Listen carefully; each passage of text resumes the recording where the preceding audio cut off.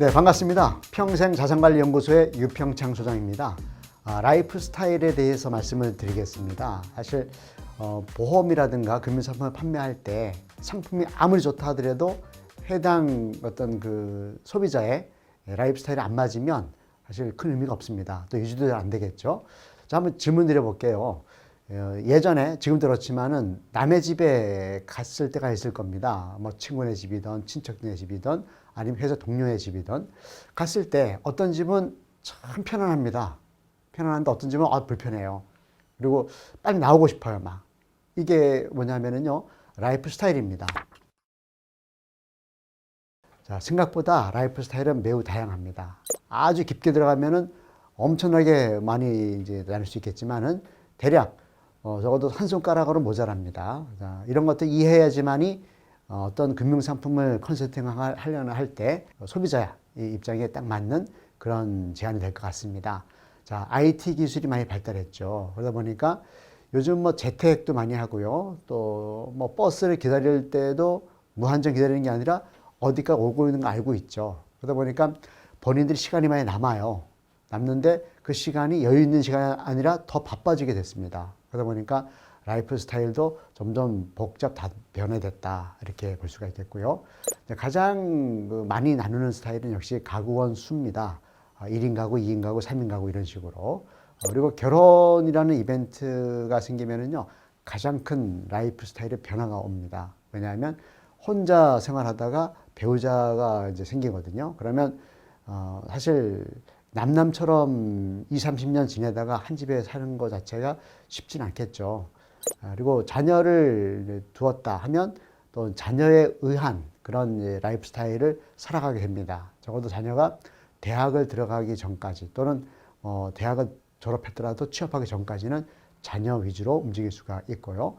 은퇴를 대부분 하시겠습니다만 은퇴 전후는 급격한 라이프 스타일 차이가 납니다. 일반적으로 60세에 만약에 정년퇴직을 한다고 볼게요. 그러면 30년 이상 규칙적으로 출퇴근을 반복할 겁니다. 그런데 퇴직을 하면 갈 데가 없어요. 그리고 늘 낮에는 안 보이던 배우자를 낮에도 본다는 겁니다. 그러다 보니까 많은 변화가 있다는 것이고요. 특히 자산의 규모, 부유층이냐 아니면 서민층이냐에 따라서 라이프 스타일은 재무 요소가 반영이 됩니다. 사실 돈이 아주 많다, 자산이 많다 하면은 하고 싶은 거 다 할 수 있겠죠. 뭐 제약이 없이. 그러나 정말 서민층이다 하면 하고 싶은 것도 못할 때가 있죠. 그러니까 기본적으로 의식주가 있고, 그 다음에 이제 웰빙이라는 게 있지 않습니까? 그 다음에 뭐 기부, 자선 또는 뭐 자아실현 이런 건데, 의식주조차 해결 안 돼서 복지, 이런 자금에 의존하는 분도 상당히 있다는 겁니다. 이렇게 다양한 라이프 스타일에 맞게끔 금융상품을 제안하고 관리해주고 하는 것이 어떤 우리 컨설턴트의 의무가 아니겠는가 생각을 합니다. 자, 그럼 가구원 수에 의한 라이프 스타일을 보겠습니다. 자, 1인 가구 보겠습니다. 금융 위주로 하죠. 1인 가구들은 돈이 많이 없습니다. 그러다 보니까 적금이라든가 또는 뭐 정기예금 아니면 주식 계좌, 뭐 나가서 요새 좀 머리를 많이 쓰는 분들은 암호화폐 이런 것도 하는 경우를 좀 봤습니다. 그리고 거주지 이동이 매우 자유롭습니다. 왜냐하면 배우자도 없고 자녀도 없지 않습니까? 그러다 보니까 본인 옷가방만 가지고 다니면은 어디든 갈 수가 있는 분들이 많아요. 물론 이제 가구가 많고 이런 분들이 있겠지만은, 그러다 보니까 아파트를 구입을 하지 않았거나 구입할 필요를 못 느끼는 분들이 많습니다. 그래서 사실 아파트에 입주하게 되면은 3, 4인 가구거든요. 그렇게 되면은 적어도 그 아파트에서 자녀가 독립할 때라든가 아니면 직장을 그만둘 때라든가 가장 입장에서는 그때까지는 거주하는데 1인 가구들은 매우 자유롭다라는 거고요. 2인 가구는 일단 부부가 되겠죠. 일반적으로 뭐 형제 자매 될 수 있겠습니다만 부동산 투자를 위한 이제 금융재테크를 합니다. 좀 기존 1인 가구 때는 단순히 목돈을 모으기 위해서 그 목돈도 뭐 차를 바꾸거나 해외 여행을 가거나 뭐 이런 식으로 하는데, 결혼하게 되면은요 일단 집을 사야 되지 않겠습니까? 그래야지 아이를 낳고 학교를 보내고 할 거니까. 그러면 청약통장서부터 해서 이제 그 부동산을 구입하기 위한 그런 스타일로 바뀌게 되죠. 그래서 반정착을 합니다. 완전 정착은 아니고 이런 수가 있겠죠. 만약에 목표한 그런 거주지가 A란 도시다. 그러면 미리 갈 수가 있겠죠. 그런데 그 A라는 도시에 원하는 아파트라고 보면 아파트가 어딘지 모르죠. 그러다 보니까 일단 임시 거주하다가 당첨이 되거나 아니면은 청약에서 매수를 했다. 그때 이제 제대로 이전하게 되어 있습니다. 자, 3, 4인 가구, 보통 자녀를 둔 부부겠죠. 그럴 때는 이제 학군에 의한 그런 정착을 해야 되겠죠. 그러다 보니까 아파트가 좋습니다. 특히 초품화라고 있거든요. 초등학교를 품은 아파트예요. 우리 아이가 초등학교 들어가게 되면 혼자서 등하교를 해야 되거든요. 그런데 큰 길을 몇 번 걷는다든가 아니면 좀 불량스러운 그런 환경을 지나서 학교를 가거나 와야 된다. 이렇게 하면 신경 쓰이겠죠. 그래서 초등학교가 단지 안에 있는 그런 아파트도 있습니다. 아니면 바로 초등학교가 붙어 있는 옆에 그런 단지를 선호하게 되어 있습니다. 그리고 복합가구는요, 기존의 1, 2, 3, 4인 가구 개념이 아니라 어떤 남남이 모여서 아니면 뭐 특수한 형태, 뭐 지금 여러 가지 사례가 많은데 쉐어하우스도 있고요. 이런 가구를 얘기하는 겁니다. 서울 도심의 일부 빌딩에는요, 한 층, 두 층을 쉐어하우스를 바꿉니다. 그래서 공동 주방과 화장실을 만들고 어떤 사이드라인에 마치 호텔방처럼 이렇게 만들어서 모르는 그런 사람들이 한 7, 8가구가 한 층에 사는 경우도 있습니다. 자, 이러한 복합가구는 앞으로 새로운 트렌드를 형성할 것 같은데 다음에 기회가 되면 다시 다루기로 하겠습니다. 자, 여러분 결혼 여부에 의한 라이프 스타일을 보겠습니다. 자, 결혼했다. 그럼 기본적으로 배우자가 있고 아이가 있을 수가 있겠죠. 그럼 당연히 아파트 중심입니다. 그리고 아이가 아무래도 취약하죠. 즉 어린 자녀 중심으로 모든 라이프 스타일이 움직일 수밖에 없다라는 것이고요. 자, 미혼이다. 사실 뭐 독신도 있고 아니면 아직 미혼일 수도 있고 여러 가지 있는데 혼자 사는 사람이죠. 거주 공간은 원룸을 많이 선호하죠. 오피스텔이라든가 아니면 좀 뭐 자기 살림이 많다. 그러면 1.5룸 이런 형태로 살아가는데요. 철저히 본인이 줍니다. 자, 이렇게 봅니다. 우리가 보험 상품을 만약에 가입시킨다고 했을 때 가장이라고 하면은요. 가족에 대한 책임감을 강조하죠. 그리고 책임감의 크기만큼 보장 금액도 커지는 것은 당연한 겁니다. 하지만 1인 가구한테는 뭐라고 얘기해야 될 거냐. 저는 이렇게 봅니다.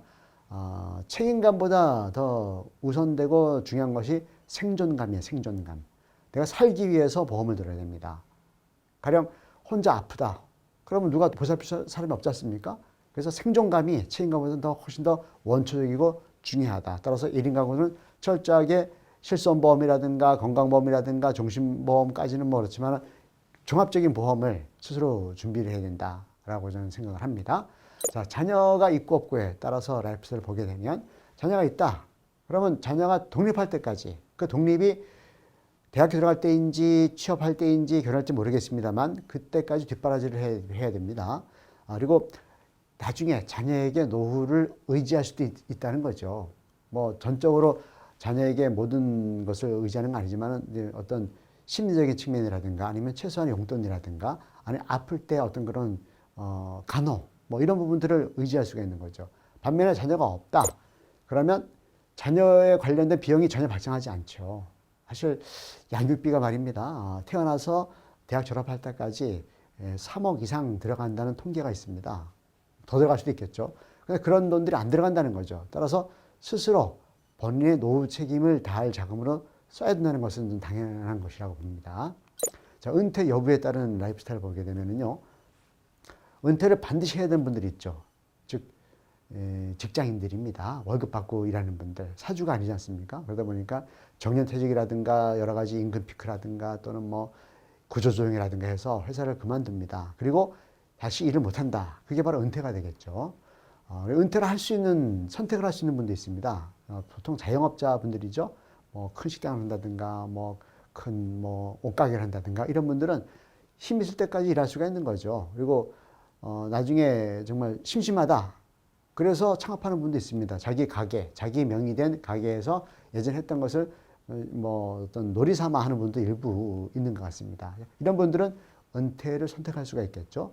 그리고 은퇴를 안 하시는 분도 있습니다. 평생업으로. 가령 변호사 일을 한다고 보면, 그럼 아시겠지만 변호사라는 일이 사실 아주 힘을 많이 써야 되거나 이런 거 아니지 않습니까? 어떤 경우는 공증만 해도 될 수가 있잖아요. 그러면 공증이라는 것은 도장만 찍어주면 되는 개념일 수 있거든요. 그래서 뭐 살아있는 동안 계속 일할 수 있다라는 그런 분들이 아니면 건물주다 이거죠. 그러면 임대사업자인 거죠. 그리고 임대사업자로서 활동은 건강도 상관없죠. 뭐 침대에 누워 있어도 임대사업자는 할 수가 있는 거니까요. 자, 자산 규모 스타일. 자, 이게 어떤 가장 중요할 수 있겠죠. 좀 현금이라든가 자산이 많은 분들, 이런 분들은 아무래도 부유층이죠. 이런 분들은 저축성 보험 중심으로 해서 보유 자산을 유지하는, 즉 절세 이런 쪽으로 가면 좋겠고요. 평균적인 자산을 갖고 있는 분들, 이런 분들은 종합적으로 해야겠죠. 보장도 하지만 어떤 재테크도 해야 되고 금액은 크진 않을 겁니다. 반면에 서민층 분들은 최소한의 보장성 보험 중심으로 가야 됩니다. 일단 뭐 저축성 보험 할 수 있는 여력이 없죠. 그래서 일단 현재 상황을 유지하는 이런 것이 가장 중요하다고 보겠습니다. 그래서 라이프 스타일을 고려한 보험 재무 리스크를 보면 배려해야 될 대상에 대한 책임감이 바로 보험 상품이다. 또 책임감의 크기가 보험 상품의 어떤 가입 금액이다. 이렇게 좀 보고요. 그리고 라이프 스타일의 규모가 있겠죠. 어떤 뭐 한 달에 생활비가 100만 원 쓴다. 또는 1000만 원 쓴다에 따라 다르겠죠. 그럼 1000만 원 쓰는 분들이 갑자기 일을 못하게 되거나 어떤 암에 걸리거나 이렇게 됐다고 치면은 1000만 원에 대한 그런 대체 어떤 현금 흐름이 있어야 될 거 아닙니까? 없으면 고통스럽겠죠. 하지만 100만 원 안쪽에 아주 근검절약했던 분이라고 한다면은 큰 어떤 재무적인 고통은 덜할 겁니다. 자, 그리고 코로나 사태 뭐 이런 거 앞으로도 계속 나올 수가 있습니다. 그러면 백신이 있으면은 좋겠죠. 그럼 백신은 뭡니까? 우리 금융상품의 백신, 특히 라이프스타일의 백신은 바로 보험이다. 이렇게 보겠습니다. 그래서 보험상품은요, 미리 충분하게 적절한 그런 옵션으로 가입할 필요가 있다는 것이고요. 따라서 보험상품은 후자입니다, 사실. 이 전자가 바로 라이프스타일이거든요. 먼저 라이프스타일을 진단하고 나서 그리고 보험상품을 적합하게 컨설팅하는 것이 저는 중요하다 보겠습니다. 핵심을 정리해보면 이렇습니다. 라이프스타일은 생각보다 다양하다는 겁니다. 특히 가구원 수가 많을수록 큰 규모의 재무적인 책임이 가장에게 뒤따른다는 것이고요. 결혼했다 하면 배우자에 대한 책임은 보험으로 표시를 해야 되겠죠. 즉 종신보험의 시작입니다. 배우자에 대한 부분이. 자녀가 있다 하면 자녀에 대한 양육 책임입니다. 양육 책임. 부부는 이혼할 수 있어도 자식하고는 갈라할 수가 없지 않습니까? 이런 경우는 철저하게 보험으로 커버를 해줘야 되겠고요. 또 언젠가 은퇴를 할 거 아니겠습니까? 자, 은퇴를 준비하는 그런 노후 어떤 플랜은요, 반드시 보험을 해야 되죠. 왜냐하면 소득이 감소할 거니까. 감소한 부분을 여러 가지 보험 있죠. 간병보험까지 요즘 있으니까 이런 것들로 커버할 필요가 있고요. 특히 자산 규모가 적다면 보험 자산으로 커버해야 되죠. 가령 현재 재산이 매우 적다. 그럼 앞으로 키울 자산 사이즈만큼 보험 가입 금액으로 보장 자산으로 준다는 것이 매우 중요하다. 이렇게 보겠습니다. 네, 수고하셨습니다.